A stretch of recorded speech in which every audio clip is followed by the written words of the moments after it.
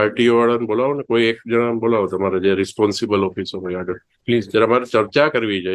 please, you are please, my lord. Preventing me My lords, I cannot, my lords.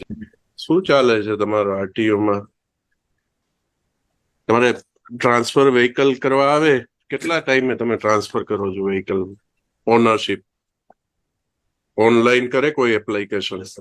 6 મહિના સુધી તમે transfer નથી કરતા? ભાઈ તમને ખબર છે મોટર વ્હીકલ એક્ટમાં પ્રોવિઝન શું છે? ઓનર કોણ ગણાય? જેના નામે વ્હીકલ હોય એ ગણાય. આજ કોઈ માણસ વેચી દે પછી શું? તમે 6 મહિના સુધી ટ્રાન્સફર ન કરો ત્યાં સુધીમાં એક્સિડન્ટ થાય તો હુ ઇઝ રિસ્પોન્સિબલ? આરટીઓ. કેમ તમારે એટલે એમાં એજન્ટને રાખે અને તો જ થાય કામ, એવું છે તમારે? કેમ પબ્લિકને તકલીફ કેમ પડે છે? સેમ ડે તમારે ઓનલાઈન હોય છે, ઓનલાઈન અપડેટ કરો છો. 6 મહિના સુધી ટ્રાન્સફર નથી થતા તમારા વ્હીકલ. સપોઝ હસબન્ડ કોઈ ગુજરી જાય અને એના સન એમ કે મારા નામે ટ્રાન્સફર કરી દો વ્હીકલ, તો તમે શું ઇન્સિસ્ટ કરો છો કે વાઇફના નામે થશે, સનના નામે નહીં થાય? ક્યાંથી આ રૂલ કાઢો છો તમે? પબ્લિકને હેરાન કરવાના, હેરાન થાય એટલે એજન્ટને પકડે, એજન્ટ તમને કઈ લાભ કરી આપે પછી જ તમે કરો છો. બધું કહેવાનું જ ઓનલાઈન છે.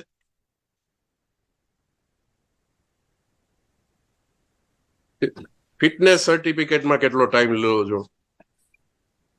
ક્યારેય ચેક કરો છો રોડ ઉપર જઈને કે ફિટનેસ સર્ટિફિકેટ કેટલાનું છે? કેટલી રિક્ષાઓ અમદાવાદમાં ફરે છે જેમાં એના સર્ટિફિકેટ નથી, પરમિટ નથી? તમે બેસીને ખાલી એક એજન્ટ સાથે તમારું લાયઝન કરવાનું? આ પબ્લિક માટે તમે આરટીઓ ચલાવો છો કે કોઈ એજન્ટ માટે ચલાવો છો કે તમારા સ્ટાફનો લાભ થાય એના માટે ચલાવો છો? પેમેન્ટ તો આ કરે છે ને ગવર્મેન્ટ, પગાર તો તમને આપે છે ને ટાઈમસર. કેમ માણસોને મુશ્કેલી પડે? ઓનલાઈન થાય તો સેમ ડે થવું જોઈએ. તમે એક પણ વસ્તુ મને જસ્ટિફાઈ કરો કે કઈ વસ્તુ તમે સેમ ડે કરો છો? લાયસન્સ ટ્રાન્સફર કરવાનું હોય કે લાયસન્સ રિન્યુ કરાવવાનું હોય તો એ 15 દિવસ, મહિના દિવસ સુધી તમારે ત્યાં પડી રહી. શા માટે? સ્ટાફ નથી. એક આ તમારો સર્વર ધીમું છે, સ્ટાફ નથી. સર્વર ધીમું છે, સ્ટાફ નથી. અને જો એજન્ટને પકડો અને કરો તો સવારે આપ્યું હોય સાંજે થઈ જાય. ત્યારે તમારા બધા ક્રાઇટેરિયા જુદા થઈ જાય.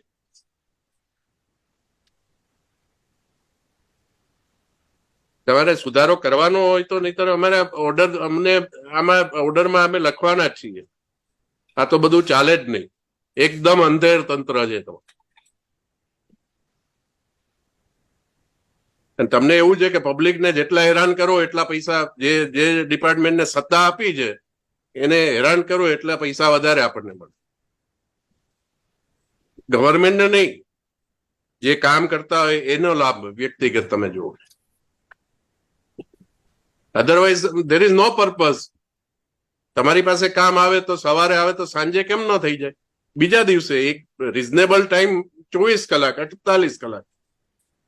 6 મહિના તમને, મારી પાસે દાખલો છે, મારા નજીકના સગાનો દાખલો છે.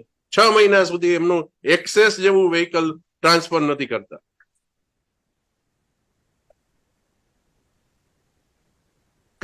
કઈક ગમે એવી ઇન્કવાયરી ઉભી કરશો કે પાન કાર્ડ નથી આપ્યું, આધાર કાર્ડ, તો તમે જયારે એક્સેપ્ટ કરો છો ત્યારે નથી ખબર પડતી?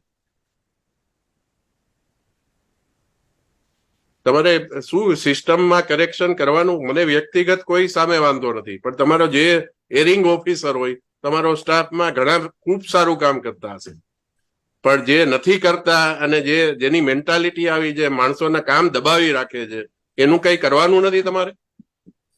તમે શું છો? તમારી પોઝિશન શું છે? આરટીઓ. તમારે ડ્રાઇવિંગ એટલી બૂમ છે કે તમારા ડ્રાઇવિંગ ઓલા પેલા ટ્રેક ટેસ્ટ છે એ બરોબર નથી કામ કરતા, તમારા લાયસન્સ ટાઈમસર નથી આવતા, માણસને પરમિટ નથી તમે ઈ ચેક કરતા. અત્યારે તમે રિક્ષાઓ જોવો છો શહેરમાં કેમ ફરે છે? પેપર ન્યૂઝપેપરના તો ફોટોગ્રાફ એટલીસ્ટ કન્સિડર કરો તમે. કઈ રીતે હોય છે? બહાર પેલા દફતર લટકાયેલા હોય છે, 10 પેસેન્જર ભર્યા હોય છે, તમે કઈ રીતે પરમિટ કરો છો? મારુતિ વાહનમાં કેટલા ભર્યા હોય છે? અહીંયા તમે ઇસ્કોન સર્કલ ઉપર ક્યારેય જોયું છે તમે? તો પોલીસ ડિપાર્ટમેન્ટ નું તો હવે મને કઈ કહેવા જેવું જ નથી રહ્યું. ત્યાં ઓલી પેલી પ્રાઇવેટ કાર ત્યાંથી જતી હોય, ત્યાં પેસેન્જર ભરવા રસ્તા વચ્ચોવચ્ચ ઉભા હોય, એની બાજુમાં એસટી બસ ઉભી રહી, એની બાજુમાં ટ્રાવેલ્સની બસ ઉભી રહી, એટલે પબ્લિકે જવાનો રસ્તો જ નહીં. એક બાજુ લારીઓ ઉભી હોય. પબ્લિકને તમે શું સમજીને બેઠા છો કે કોઈ માણસ આવીને બળવો કરશે ત્યારે જ તમે કંઈક કરશો? સત્તા છે તો તમે એનો સદુપયોગ શા માટે નથી કરતા? આ તમારું ફંક્શન છે. અમારે આવીને તમને આ સમજાવવાનું હોય કે લેક્ચર આપવાનું હોય? આ કોઈ તમે ઇન્સ્યોરન્સ ક્લેમમાં જોવો છો તમે કે પરમિટ નથી એટલે અમારે એમની જવાબદારી ન થાય ઇન્સ્યોરન્સ કંપનીની, પેલું લાયસન્સમાં ખામી છે એટલે જવાબદારી ન થાય, ફિટનેસ સર્ટિફિકેટ નો કઈ ઇસ્યુ ઉભો કરે તો જવાબદારી. તો આ જે માણસોના જીવ છે એની કઈ કિંમત જ નથી. સરકારની જવાબદારી શું? રાજ્ય સરકારની જવાબદારી તો કઈ હોય ને. તમે રાજ્ય સરકારનું જ અંગ છો ને, અને આપણે પબ્લિક સર્વન્ટ છીએ, પબ્લિકની સેવા કરવાની. તમે આંકડાઓ આપે રાખો છો કે અમે આટલા કેસ કર્યા, આટલું આમ કર્યું, આ ડ્રાઈવ ચલાવી. ડ્રાઈવ શું કામ ચલાવવી પડે? આ તમારું 365 ડેઝ નું કામ છે. કેમ કંટ્રોલ ન હોય, કોઈને ધાક ન હોય કે આજ માણસને ખોટું કરતા બીક ન લાગતી હોય? કારણ કે એમાં ખોટું કરાવો છો, એનો લાભ લ્યો છો અને ચાલવા દો છો. ઓલા સ્કૂલ વર્ધી એસોસિએશન વાળા એક ખાલી તમાશો કરે, તમારે એટલું જ જોતું હોય, એક નક્કી હોય, એક અન્ડરસ્ટેન્ડિંગ હોય, તમે કરશો એટલે અમે 1.5 મહિનો છૂટ આપશું, 2 મહિના છૂટ આપશું, પછી કઈ એક્શન જ નહીં લેવા. કારણ કે તમને બધાને એમાં ફાયદો થાય કોઈક ને કોઈક. અધરવાઇઝ શું રીઝન છે? તમારી ડ્યુટી છે, કેમ ડ્યુટી નથી કરતા?